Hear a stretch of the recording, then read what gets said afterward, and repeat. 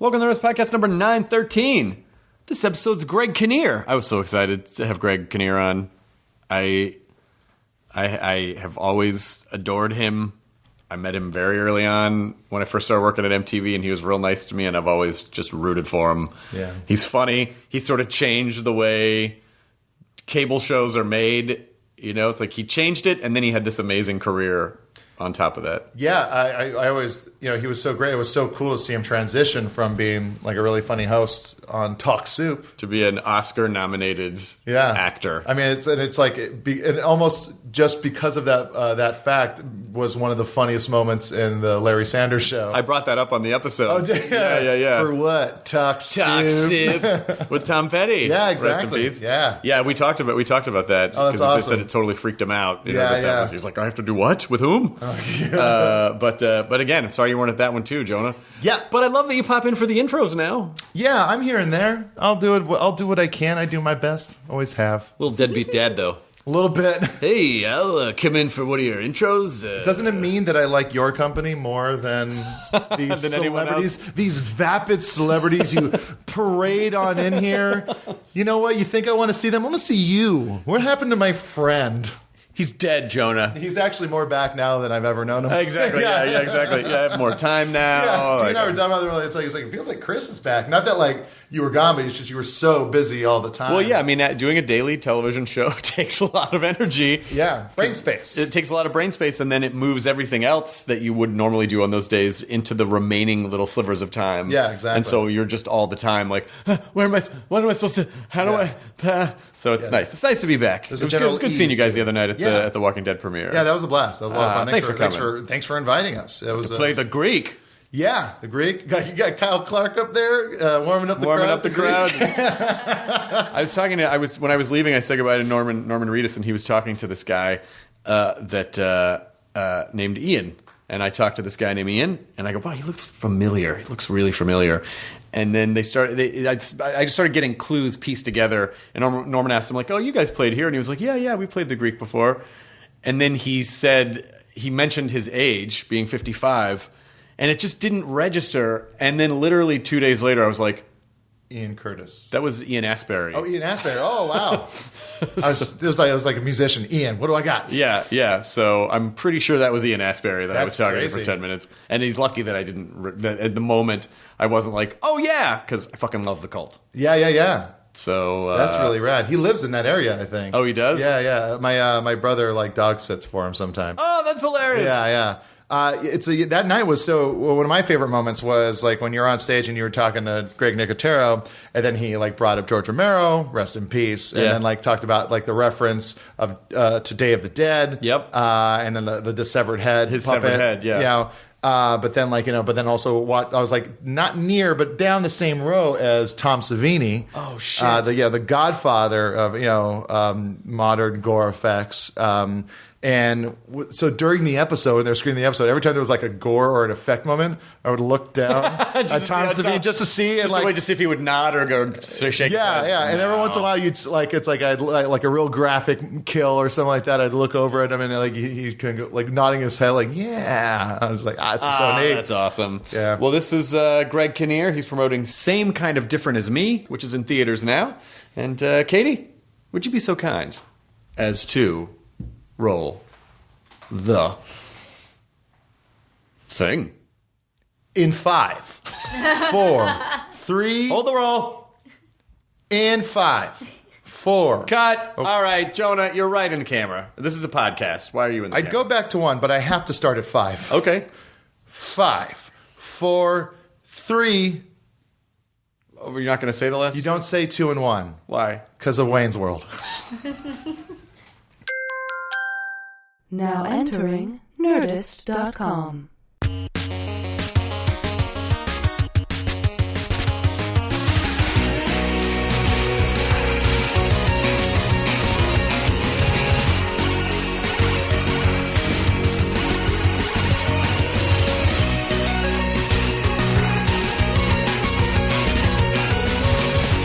just or Catholic mom guilt. I'll just have my mom come over and just passive aggressively just make the termites feel bad about why they're here, but not in a way that is directly threatening. Yeah, but they still won't leave. Even with a horrific mother-in-law, they won't leave. They're comfortable here. There's a lot of delicious, chunky, crisp wood pieces for them to gnaw on. They're not going anywhere soon. I got just eat their house. Why not? Yeah. Sure, just eat their house. Enjoy. I hope you're having fun. I hope you guys are having fun. This is really good, this house. You can really taste the years of desperation and being in Hollywood for 80 years. This house. Yes. I don't know if you remember the first time that we ever met.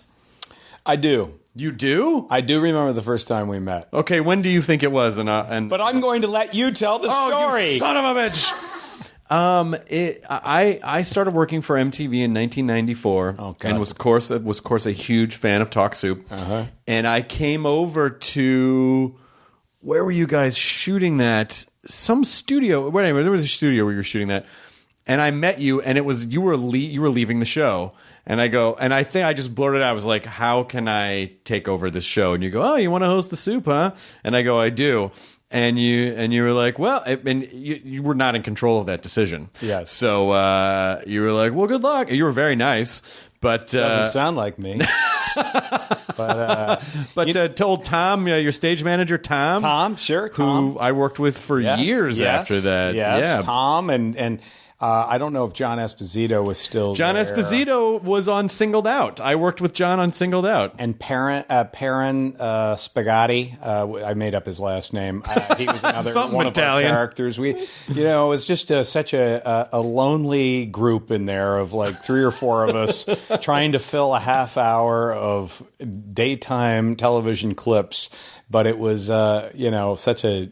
I look back on it very fondly, obviously. And, hey, man, things worked out for you. Things are fine. I'm not you're complaining. Just fine. Other than the termite infestation here at the house. God, you're going to, the floors are a little loose, but you're going to be just fine. It's fine. When by the time the floors are all gone and it's just the studs of the house because the termites have consumed everything. It's funny enough, probably to some degree, the reason I am here, the reason that we ran into each other at the Talk Soup hallway years ago was because of MTV. That's right. Did you know that I auditioned for MTV?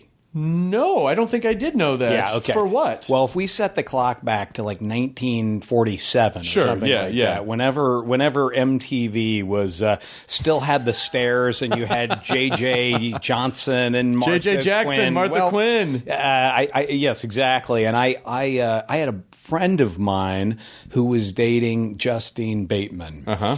We're talking Family Ties days. Those were good days, yeah. And she had just hosted something at MTV, like a Super Bowl. Remember how the MTV would go to the Super Bowl and they'd have the Super Bowl party? And Justine somehow was tied with that. And my buddy said, hey, listen, we told this girl at MTV about you. I have no idea why. I was working for a marketing, low-budget film company, basically just trying to pass the days here. But they thought maybe I could go be a VJ.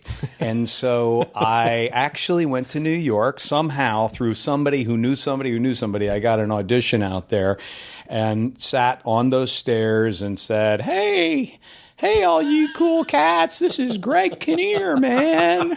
We're just going to play some tunes and talk today. And needless to say, it was a total faceplant, horrible audition. And his voice is entirely too squeaky. I mean, that's not even a real voice. You think I went too high? That probably was a mistake, come to think of it. But I didn't get the job, but I got a nice tape out of it, and it said MTV audition on it.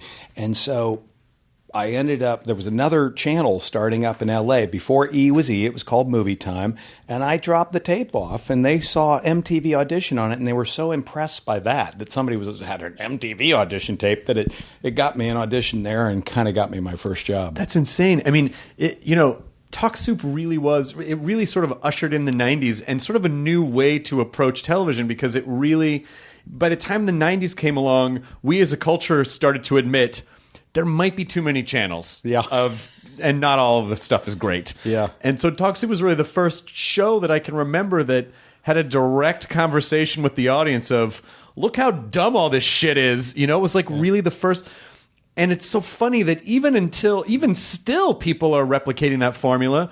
But you guys, you and Tom and Jonah, was just those couple of guys in the studio, legitimately were just trying to make each other laugh.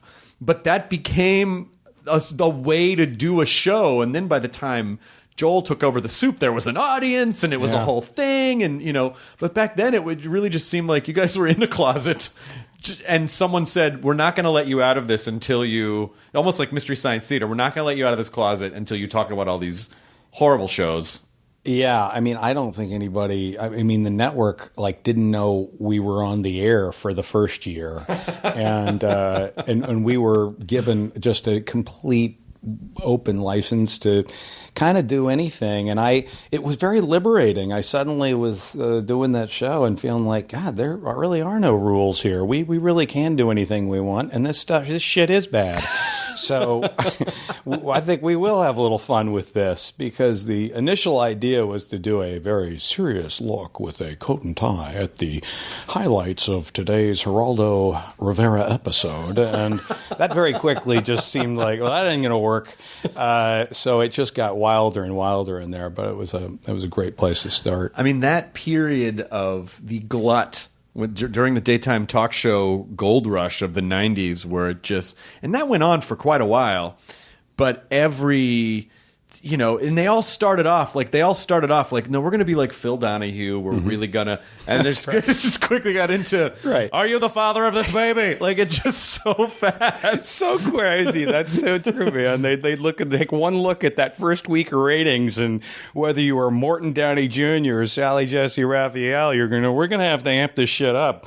And you'd immediately go, it wasn't long before the whatever crazy scenario they would bring. Alien babies. Yeah. It didn't matter. It was, and I guess they just sort of realized, like, the majority of people really don't want an incisive take of every different talk show with real social issues. People just want tabloid gunk. That's right. To distract them from the world. I met Oprah years later at a dinner, and I complimented her because she was the only one who was smart enough not to give us a clip.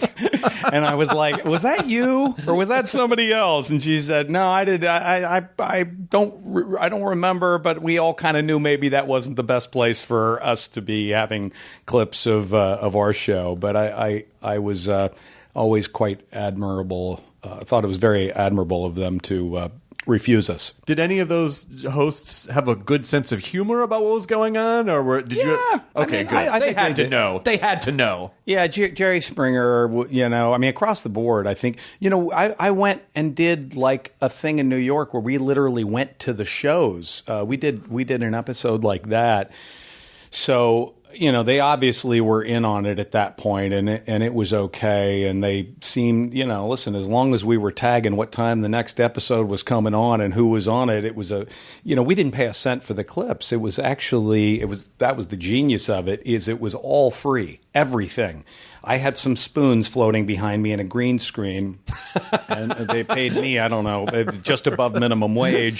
And the clips themselves were considered, since fair it was use. Promotional and fair use, because we were going to plug what was coming up tomorrow on the show. Everything was a gimme. So I think everybody had some sense of humor about it. It was okay. Well, it was also a period of time where you did something that was highly uncommon, and having worked at MTV during that time, but the entertainment business used to be very compartmentalized.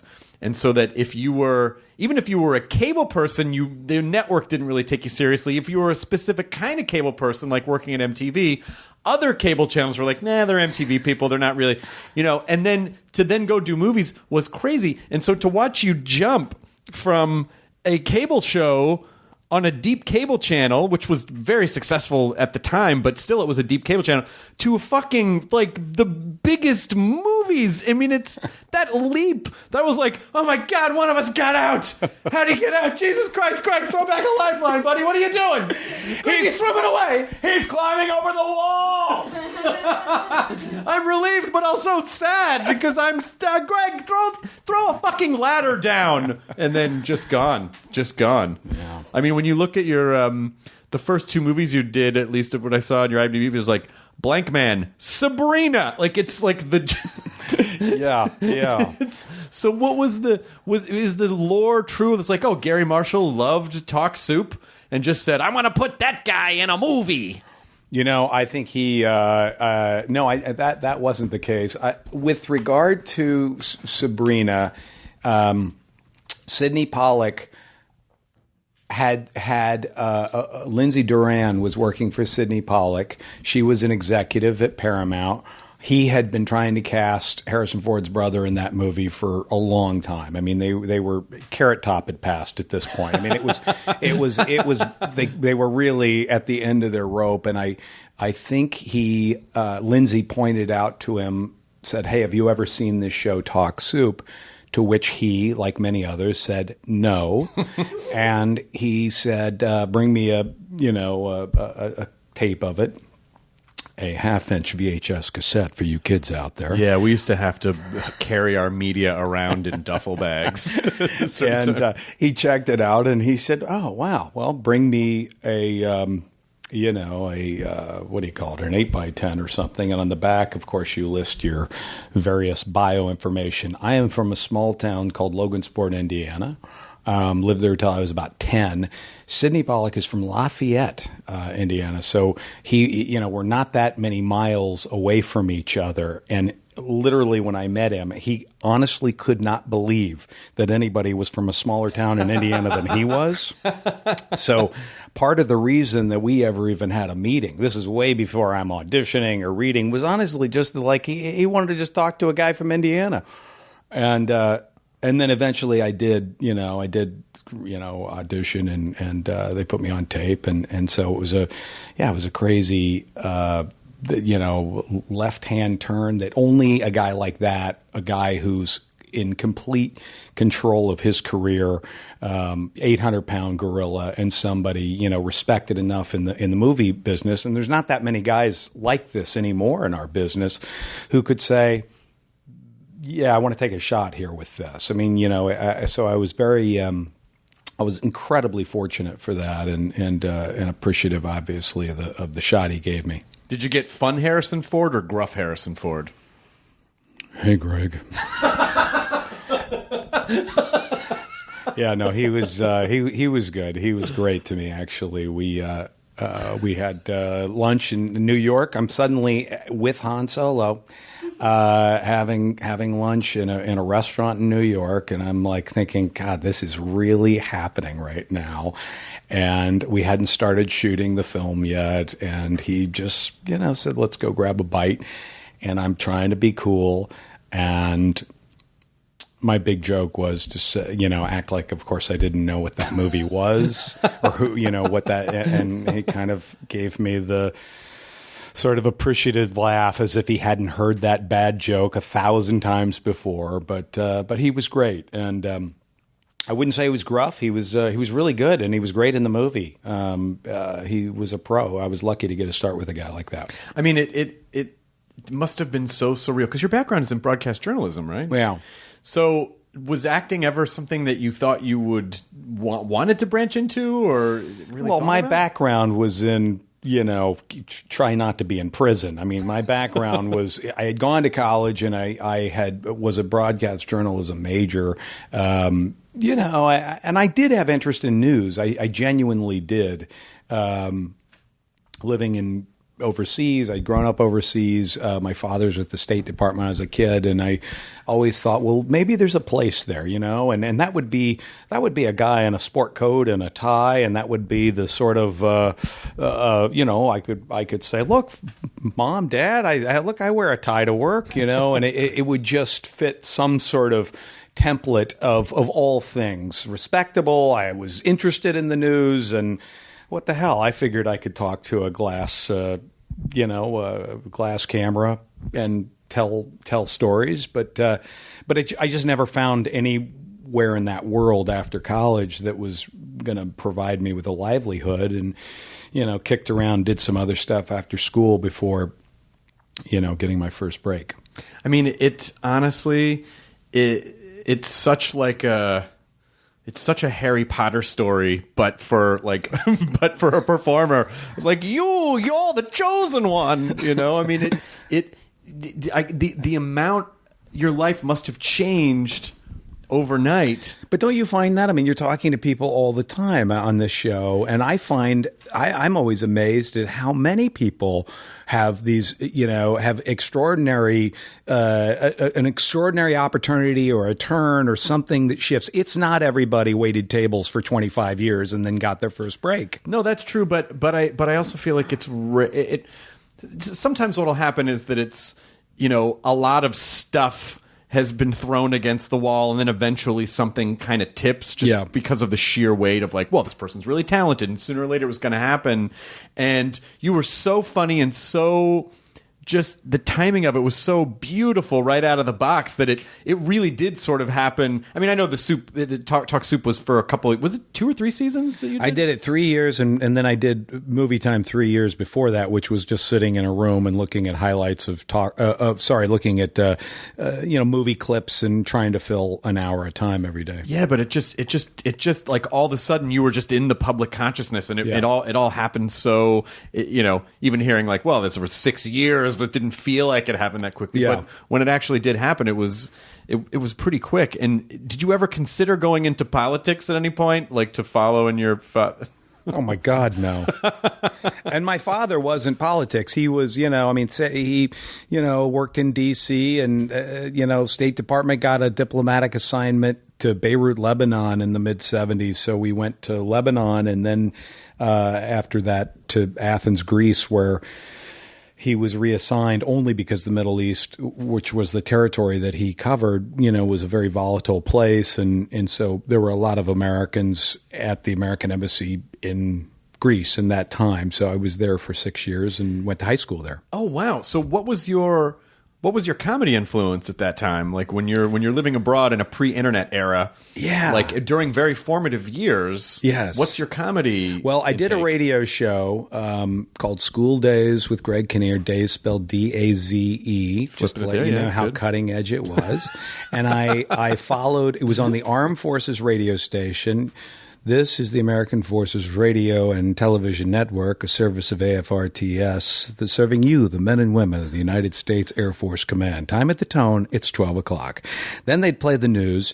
Then Casey Kasem would come on for a 3-hour block, and then my little show would come on, and it was just an hour. So I guess Casey Kasem was my comedy influence.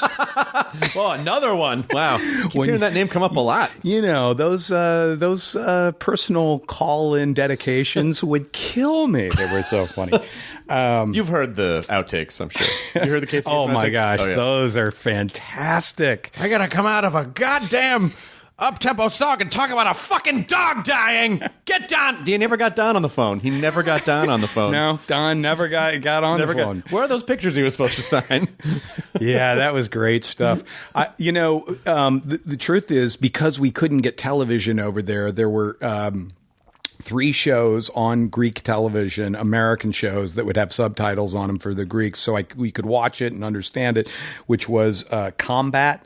For some reason, with Vic Morrow, there was Dallas and The Muppet Show. Oh, wow. So there's my prime cultural years being influenced by that, just to give you an indication why I haven't had more success in this business. But the one thing that did happen while I was over there was the invention of the VCR. So a friend of mine, dad, started to ship back episodes of Saturday Night Live. Oh, fantastic. And The Tonight Show. So I saw, I started to see The Tonight Show in my junior, senior year of high school, as well as Saturday Night Live, which was so beyond. It wasn't even like I was warmed up for it. I mean, if you were living here watching television, and by the way, at this time, obviously, Saturday Night Live was still a striking breakthrough across the board, but to go from just such limited cultural influence, such limited television to all of a sudden the idea of that was it was like, oh my gosh, this is wonderful. And by the way, back to MTV, I'll say when I first saw in MTV, where I was, when I first saw MTV, I don't know, it must have been early 80s. Yeah, 81, I think it launched. That was a breakthrough. That was a huge moment too, where I don't know, these things started happening where you realized it wasn't going to be like it used to be anymore. Right. Yeah. Well, because what they started realizing was, and it's continued to happen, but they realized that, there are niche audiences, and a niche audience is actually good because it's super focused and we know who the audience is, rather than the old programming model of like, well, let's just try to get as many people as possible in the world to watch this one thing. It's like MTV was for this crowd, and it might have been a smaller number, but it was a really passionate audience. That's right. And so and then of course the internet even divided that up an infinite number of ways. Yeah. So now we're just in a culture where nothing is too popular because everyone kind of has their own little niche to go down. I know, it's all been slightly neutralized, which is why it seems like all of the big epic things that happen that we are all talking about are either coming out of the news, they're coming out of politics, or they're coming out of sports. Right. Because the entertainment stuff is just so segregated. It's so splintered. But honestly, one of the sadly, when Tom Petty passed away a few weeks ago, oh man, one of the things that this is 100% true. One of the things that popped into my head when I heard the news was the scene that you had with him in the Larry Sanders Show, where you're arguing with him about being bumped to go.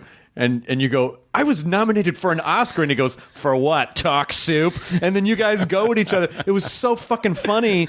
And also at a time where, again, we were just sort of becoming aware of ourselves as an entertainment culture in a way that the fact that you would go on this show, which was kind of satirizing talk shows and making fun of yourself with Tom Petty, like there were so many layers of it that were so great. Yeah. I love that. I love that show. And, again, it's another sort of touchstone, like we're talking about, of ones that were just such breakthroughs.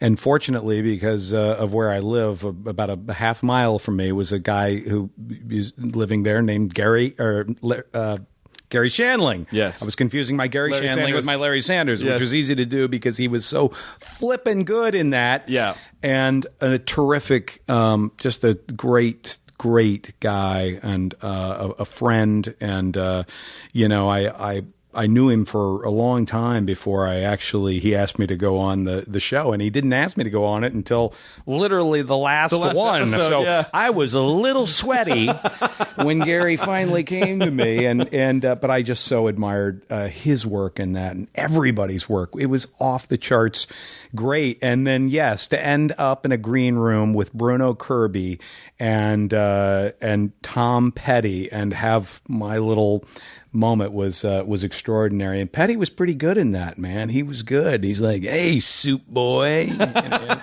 he had that thing. And it's funny because my wife and I were literally talking about StubHubbing tickets last Monday to what would have, I think, was his last concert. Yeah. It was the one at the Hollywood Bowl 2 weeks ago. Yeah, a Isn't couple that weeks right? ago, yeah. And it's just horrible. He's a terrific, what an incredible loss for all of us musically. I got to interview at MTV I covered the 1995 Video Music Awards, so they had me there like interviewing all these bands and people, and so I interviewed Tom Petty, and most of them were a little serious, on the serious side, and Tom Petty just had this really dry sense of humor, and we did the radio interview. And the end, for no reason, I go, hey, okay, thanks, I've been here with Tom Petty. And for no reason, he just leans into the microphone and goes, we're not wearing pants. And it just was so out of nowhere and funny because I didn't expect... It was funny because it was Tom Petty. Yeah. And he just decided to tell everyone at the end that we're not wearing pants. And then that was the last thing you heard in the interview. It was always one of my favorite entertainment things that ever happened. And it made me fall so in love with him as a person, Right. that he would just like, hey, you just fuck around. Like they didn't take it too seriously. I was so nervous when Gary was like, Greg, you're going to do it with Tom Petty.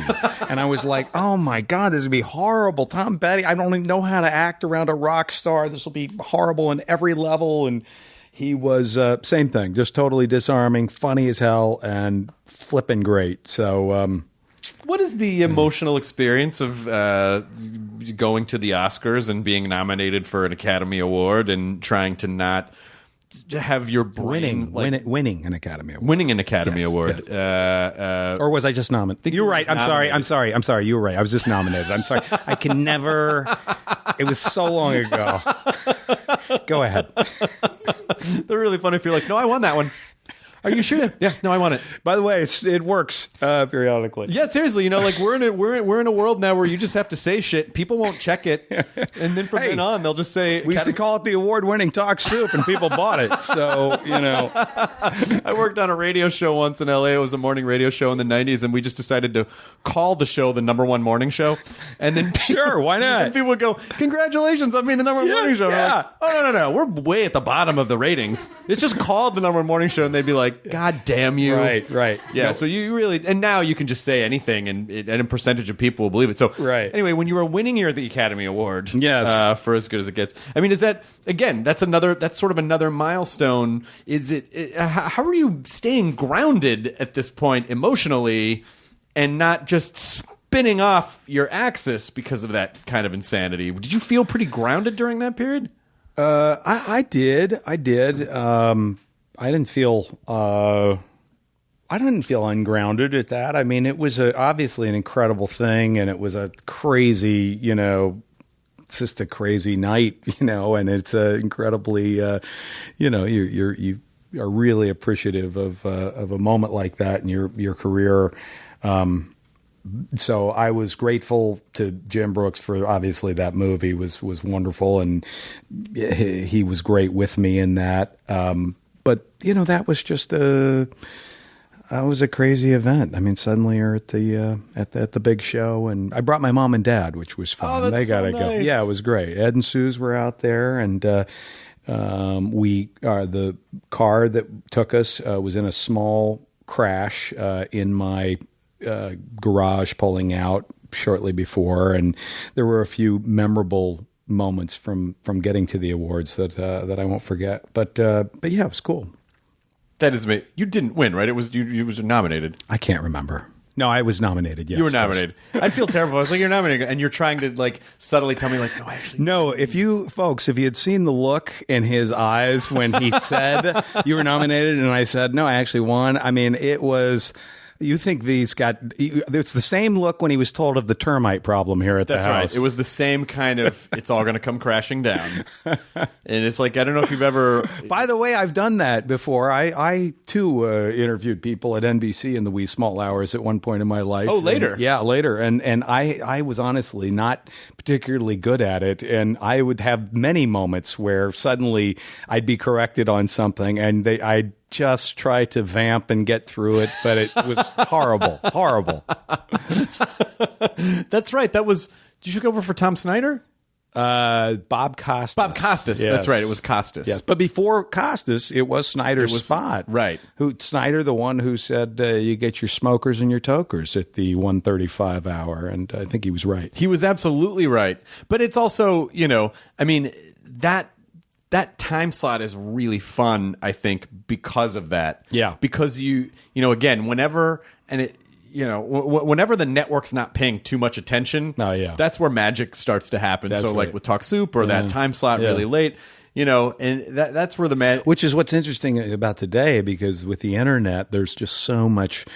I think interesting stuff happening out there, because there's not even a network. It's just total creative freedom happening from, people and in places. Yeah, because you literally can just take your content right to the audience. Yeah. There's no, this guy in a suit's going to decide if I'm cool enough to put on there. Like, it just doesn't even matter. When people always go, how do I get started? And I go, you shouldn't even be asking that question. You have a fucking TV studio in your pocket. That's right. You just fucking point it at yourself. Put the selfie mode on and put something on the internet. That said, we have enough, so please don't take So, this advice. yeah, all right, we are in overload right now. We're saturated, so only you good ones out there bother that's right. doing it. I'll tell you please. what. Just make this the last one. All right, just this one more. I'm sorry, it's so warm in here too. It's very warm in the room that we're in. I'm sweaty. You don't mind if I take this off, right? It is hot in here. It is really hot in here. But it is about 93 degrees, I saw when I was pulling up to Chris Hardwick's house. The temperature gauge on my car when I was coming back from breakfast at 105. So I don't know if that was, and this is the area that we live in. It's real dicey because of fires. Yeah. Like we're in fire season, which is we're always. I feel like we're like meerkats, always just kind of looking around to see if there's any plume of smoke in any direction. Yeah. But it is, but the thing is, it doesn't matter what part of the country you live in. It's going to be something. It's either tornadoes or hurricanes or earthquakes or fires. Like there's nothing is safe, Greg. Feels like an earthquake. I just think that I don't know. I've had a funny earthquake feeling for the last 30 years or so, and sooner or later it's going to come. Where were you during the 94 earthquake? I was living on a place over on Oakhurst. It's probably. I'm sure the Hollywood Star tours go by it regularly. It was on Oakhurst Boulevard, between Burton and Beverly, in a 1-bedroom apartment with borrowed furniture and a kitchen filled with empty wine bottles at the top, just to show you how cool I was. Sure. And when the earthquake hit, somebody had told me to put your shoes on. The number one injury from earthquakes is cut glass on feet getting cut by glass, and so that stayed with me, still stays with me. So I kept my shoes by my bed. I remember putting them on. I don't think there's anything else on. This is not a pretty picture, I know. But I go running out into my hallway, and I hear crunch, crunch, crunch. All those wine bottles had all fallen to the ground, and you look down and there's nothing but glass. And so throw your tennis shoes on if there's an earthquake. And don't act like you listened to this podcast today and you didn't learn a little something, all right? Yeah, seriously, stop acting like that. So stop posting content we learned, and then always put your shoes on earthquake. So because Greg Kinnear runs out totally naked but in tennis shoes, everyone else in the building clothed on the ground screaming with bloody feet. So you decide... Yeah, who's laughing now? Who's laughing now? The Mr. people with the bloody Jankowitz. feet or the people with the non-bloody feet who are naked? They're still there. They might still be there, just like Pompeians, just frozen on the ground. Yeah. But then you also, when you're sort of going back to the idea of it being in situations where you like fuck up a fact or can't remember something, you also have kids. So on top of that, a large portion of your brain space is occupied with being a parent. That's right. Which I imagine doesn't leave a lot of extra room for things like, what year did this thing happen, or what award did, Right. So how do you balance the parent brain, professional brain? I have a bad memory under all circumstances, but it doesn't serve either of those two categories, unfortunately, very well.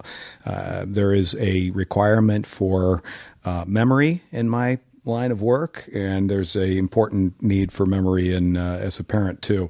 So I try to I use notes. You have a little thing on your phone where you can just type in notes to yourself and remember bits and pieces of everything. And I kind of use that, but I'm not that's not a really easy gift for me. And so, parenting, I think I'm a good parent. I mean, I work really hard at it, and we do have, I'm lucky enough to have 3 great kids, 3 daughters, and a wife who's just incredibly on it. And so when I'm not there, which is, a good portion of the time if I'm working, I feel like that I'm covered and that they're being loved and protected. But parenting is, that trumps everything. Yeah. For it has for me anyway. And there's always the sense that, gosh, are we doing good enough here? Are we doing well enough here?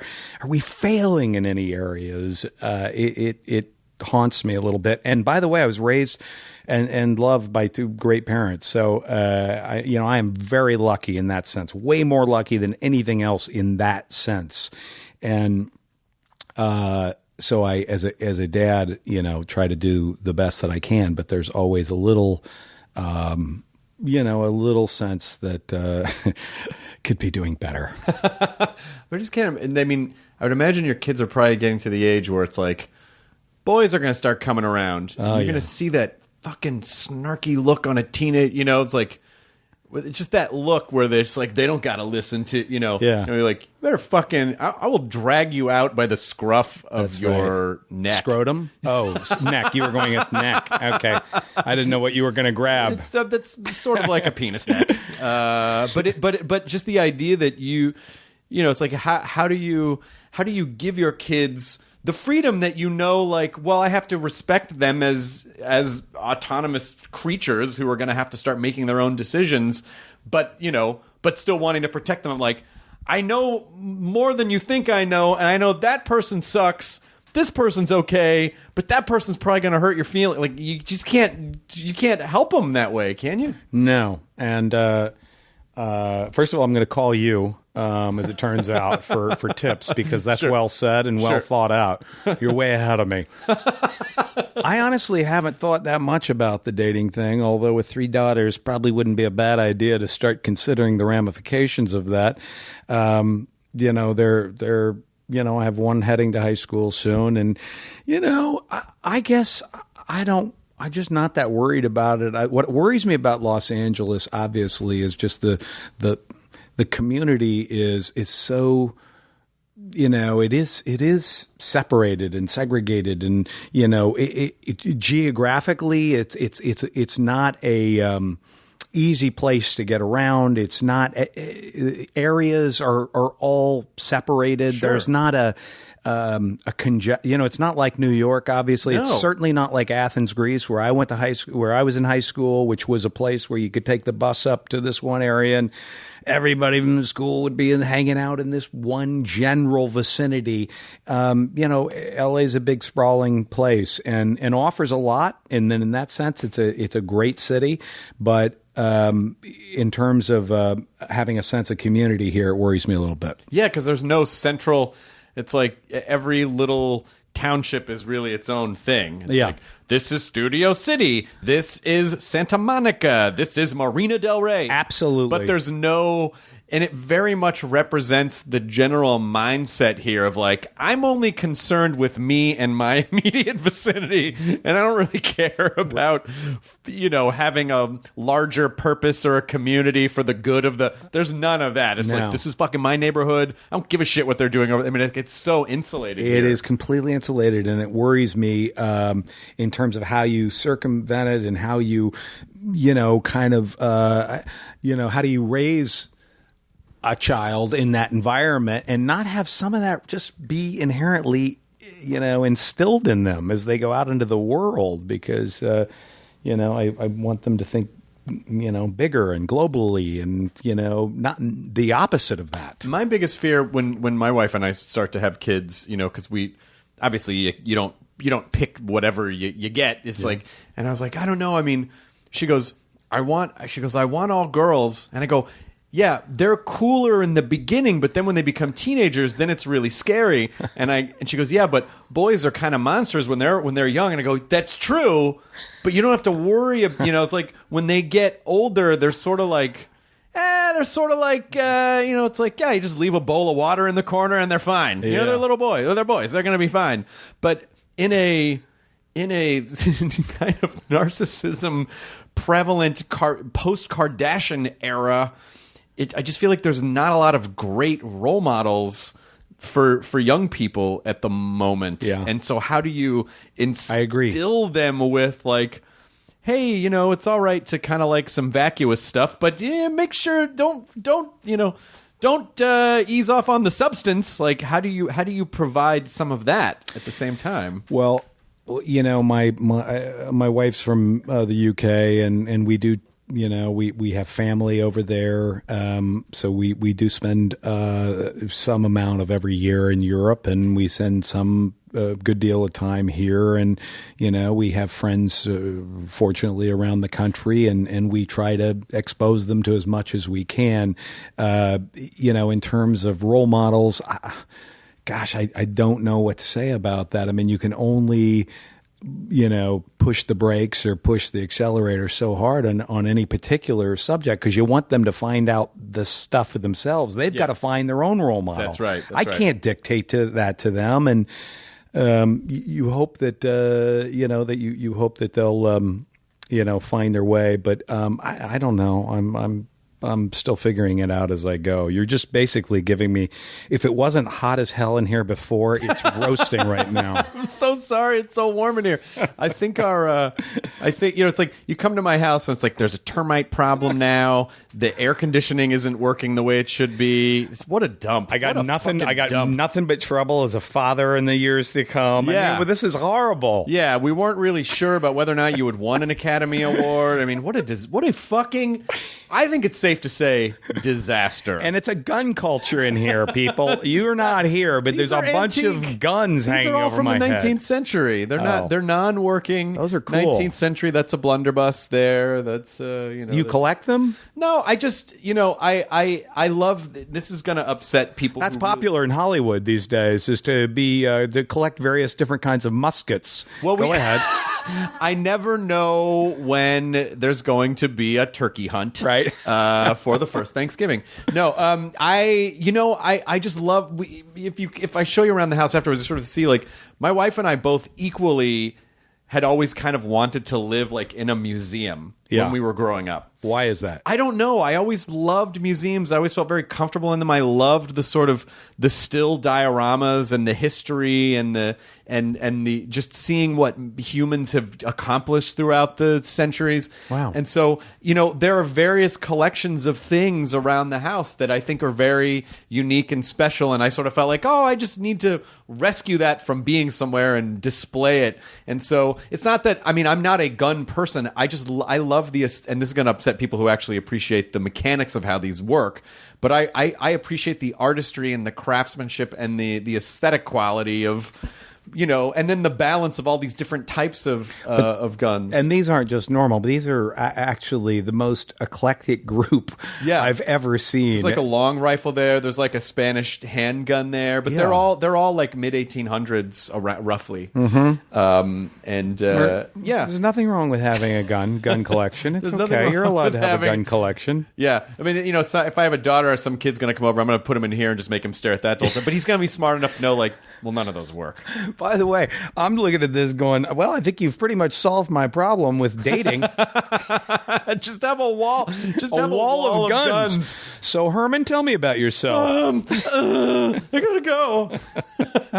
As you're just casually polishing the tip of one. I like hunting, Herman. What do you hunt? People who upset my family, mainly.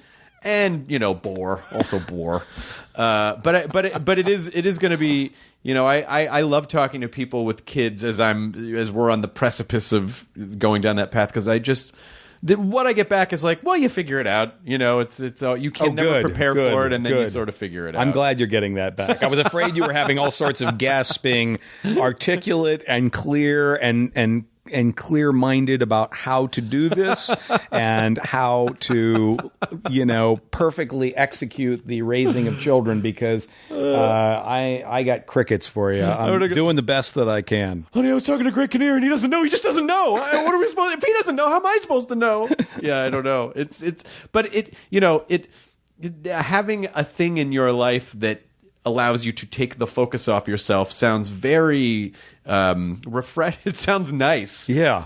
Because you have to. Well, I've overcompensated at this point. I've taken the focus so far off me with 3 kids. It's not fair. It's not fair to me that they are sucking this much energy and time away from me and my career and the things I want.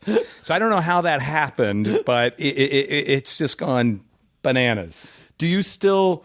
Do you like schedule dad time? Or like parent, like family time? You're like on, every this day of the week we are going to get together and have dinner. We do dinner as a family as often as we can, which is fairly often when I'm in town. And The golfer Phil Mickelson, who has daughters, actually gave me the tip to have breakfast.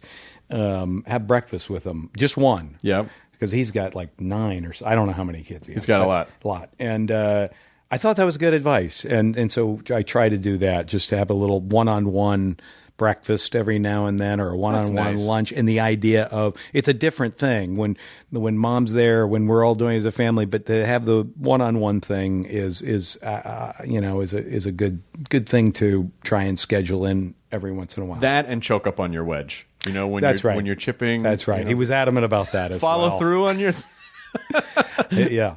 Breakfast 101 and choke up on you. Do you still play golf? Do you play golf? I do. I was just actually in Scotland playing in a tournament there called the Dunhill, which is kind of like the AT&T, only you get paired with a European pro, and you play 3 days.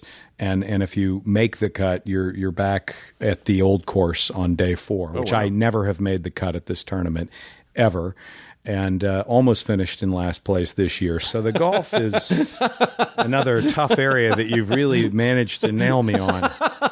Well, this is a gotcha podcast. It's like I bring people on. My God. And I really just...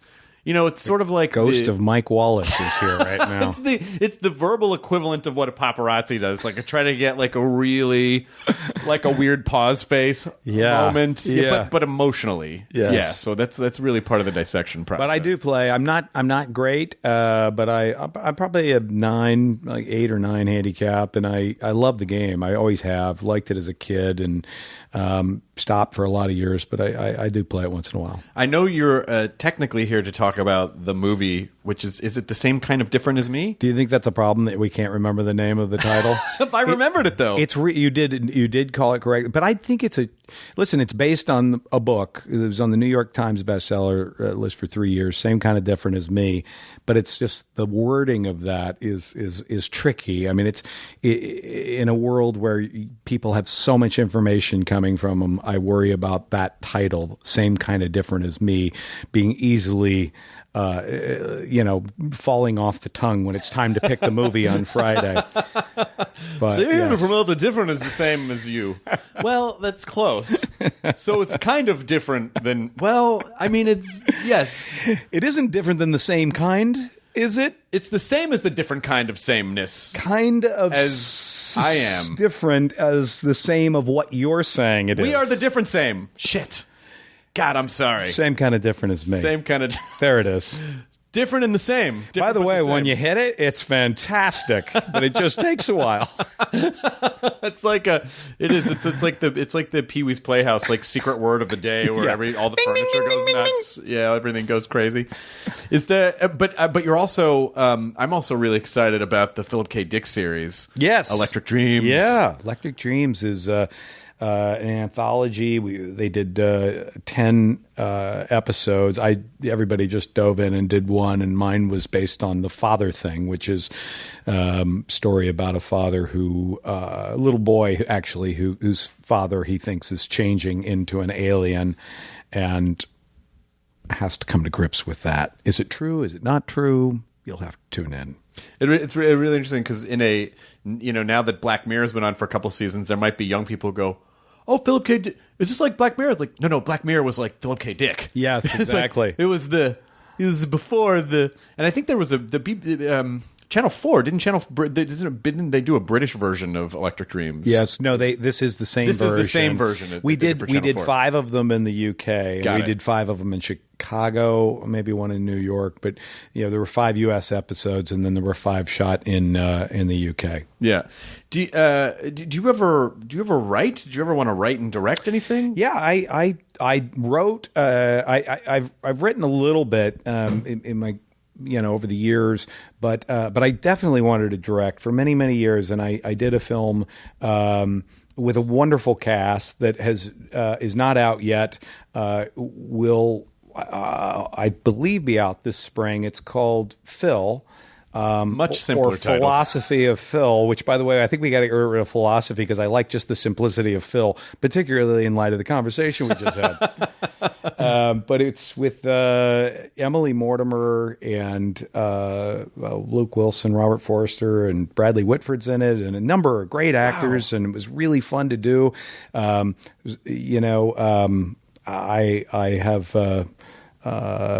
enjoyed the film. It was a very personal story, and I don't know. Are you in it as well? Yes, you yes, are in it as well. yes. So you directed yourself. Yes, and that was a lot. It's there's a reason. Doc Rivers is a friend of mine, coach of the Clippers. He said, "Greg, there's a reason," and I sit on the sidelines, and I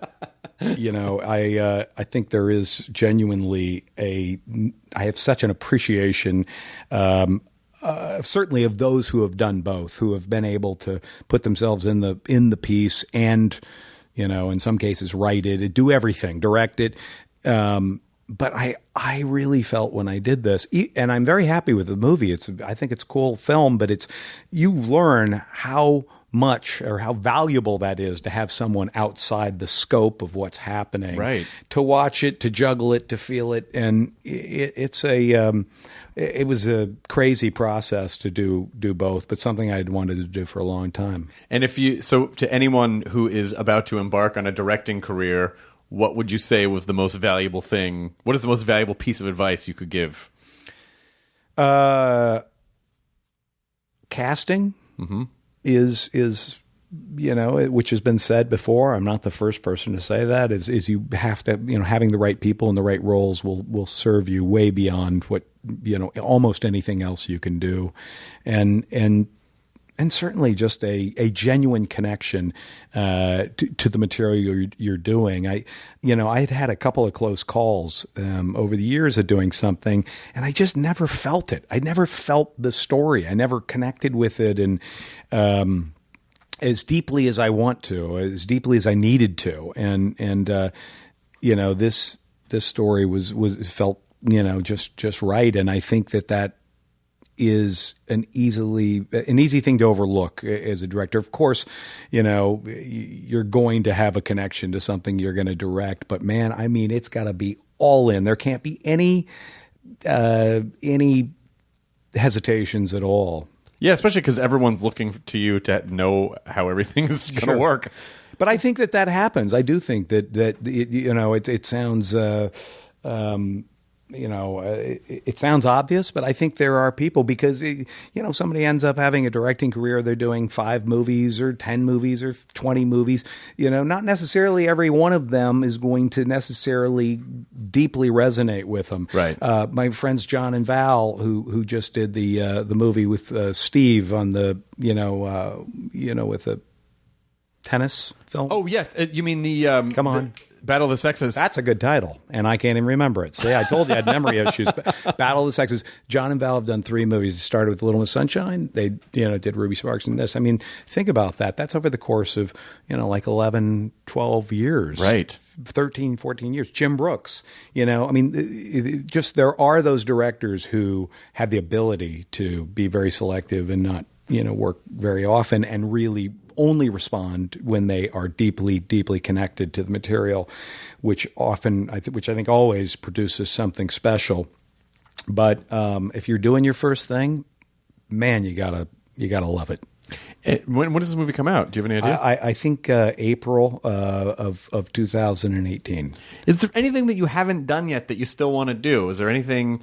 It doesn't even have to be entertainment related, but is there anything else where you feel like someday I'm going to just go do that thing, but not yet? No, I don't think so. I think I've, been fortunate enough to, kind of do a lot of different things. And so far at least right now, there's not something that I'm deeply chasing. I've enjoyed, trying to mix it up.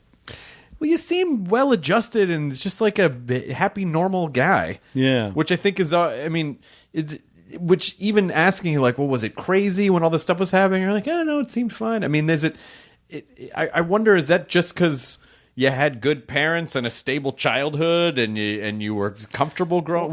Were you comfortable as a teenager? Who was the guy that was sitting in this chair that you were saying, "Hey, how are the Academy Awards?" And they were like, "Oh, it sucked. It was crazy." I mean, some people can, like. A lot of the angst more. Yes, anxiety. Just sort of the stress of it all, or they're like, "Well, this was crazy or mind blowing or not at all what I." Because it's a very strange environment. It's a very artificial environment. It's a very if people are looking to that to provide all the meaning in their soul, then they will probably be very disappointed. Right. So it's. But no, I think that's true, and I don't think that I've. For me, of course I care what I do. I really do care about if I'm doing a film, television, whatever. I care about it. I want it to be good, not just me. I want the whole thing to be good. I care, and I sit in a screening of a film or anything. If I'm watching it and I'm a part of it, of course I want the audience to resonate with it. I want it to matter to them. And yet at the same time, it's just, I don't think that, and it's changed over the years. There were probably times where I was much more, certainly earlier, grinding on the idea of, God, this has got to work. And, I guess, with family or with, children, maybe my priorities have moved certainly and shifted.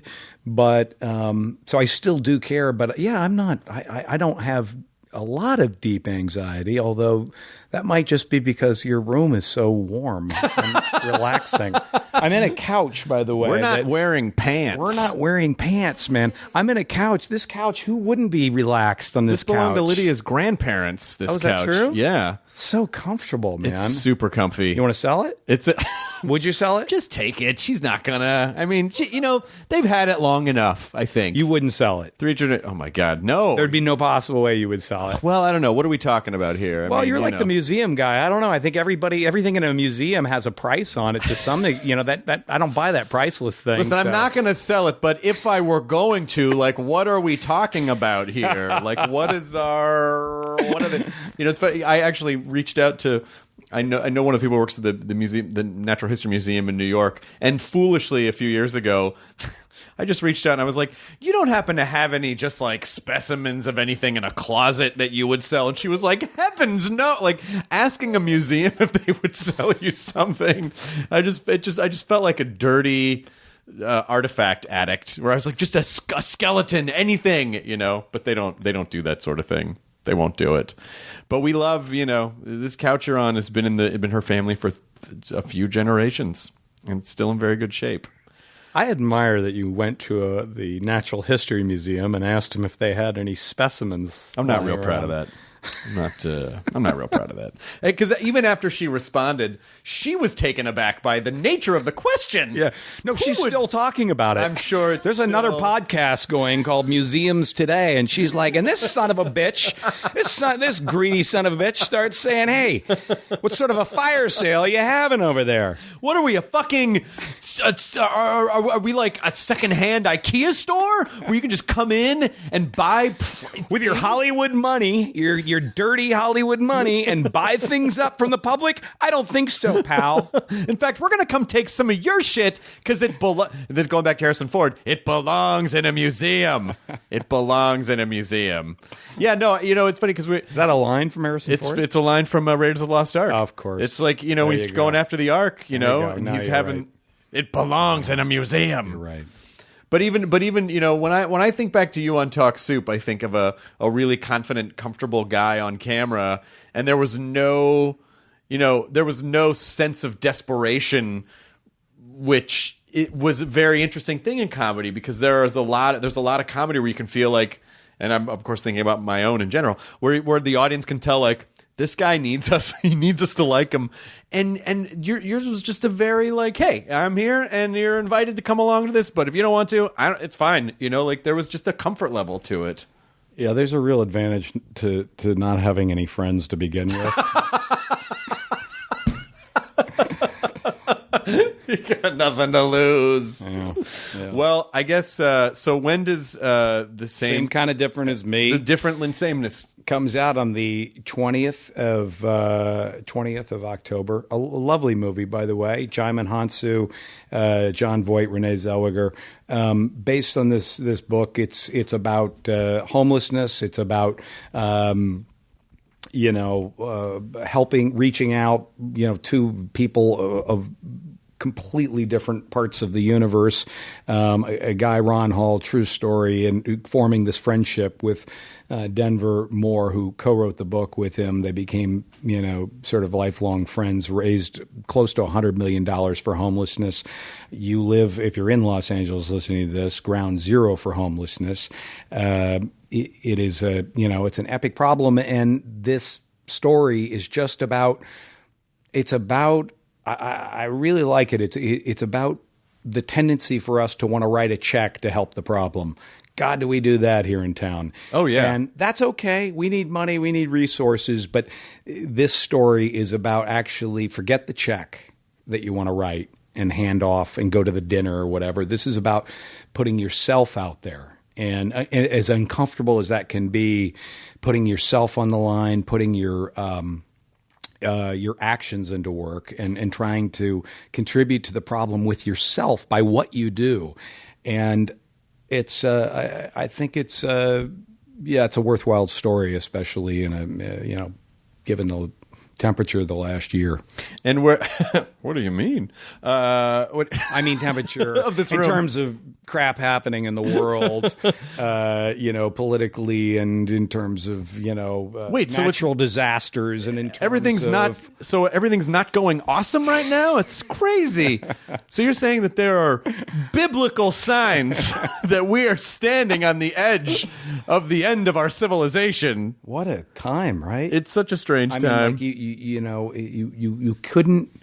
You add this stuff up, and it's amazing. Now I feel like we're just going from one thing to another, and it's exhausting and terrifying. When is Electric Dreams come out? Do you know if a date for that? That comes out, I believe, end of October, but I'm not really sure. Okay, Sony, I'm so sorry.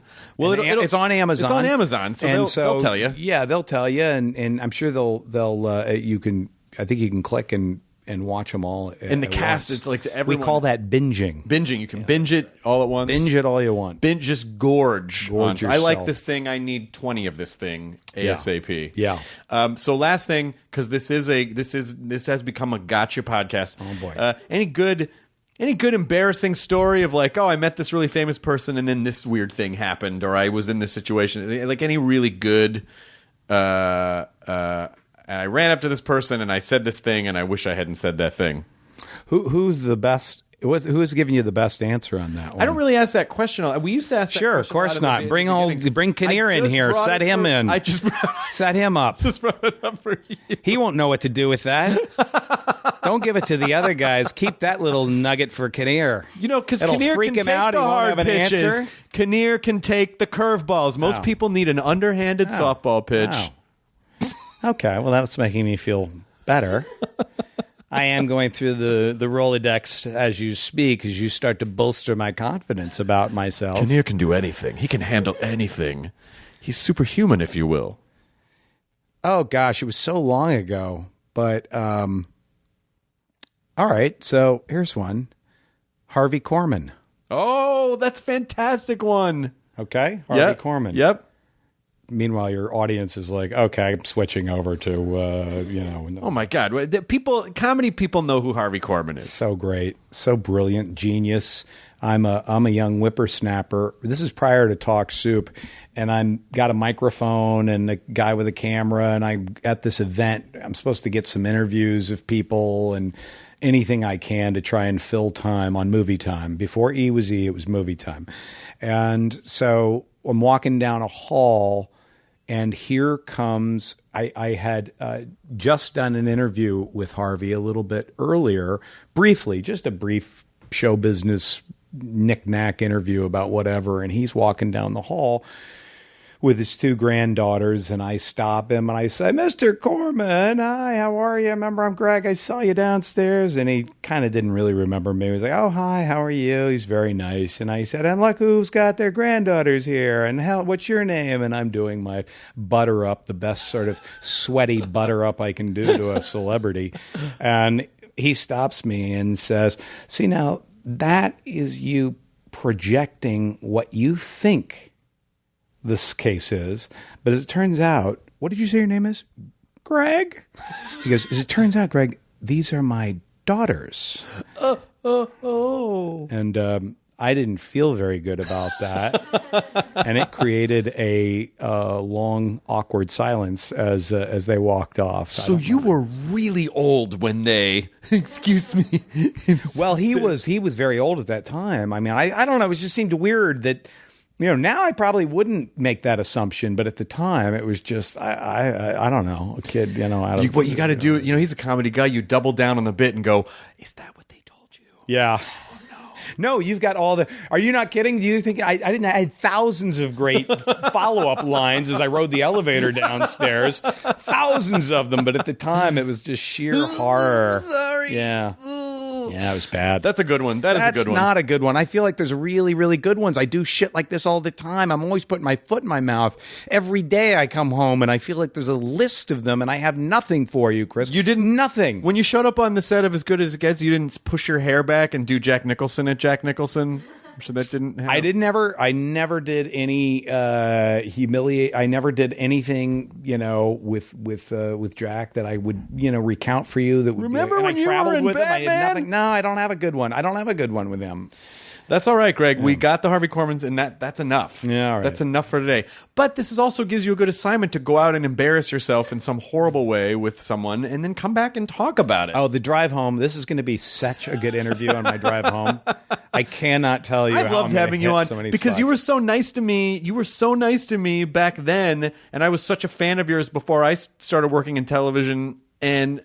And so you're just someone that I'm always happy to see do you. well, and I always root for you. And I don't know. I really always, because it is important, like when you meet people who are just starting out and you're nice to them and you encourage them, they never forget it. Yeah. I've never forgotten how nice you were to me back then. Well, so I'm I glad. appreciate it. I'm sure glad I was. And as I say, you've done extremely well, and I am extremely happy to come and do this show because I'm a fan as well. Oh, and thanks, this man. Is great. Well, Academy Award winner Greg Kinnear has been here today.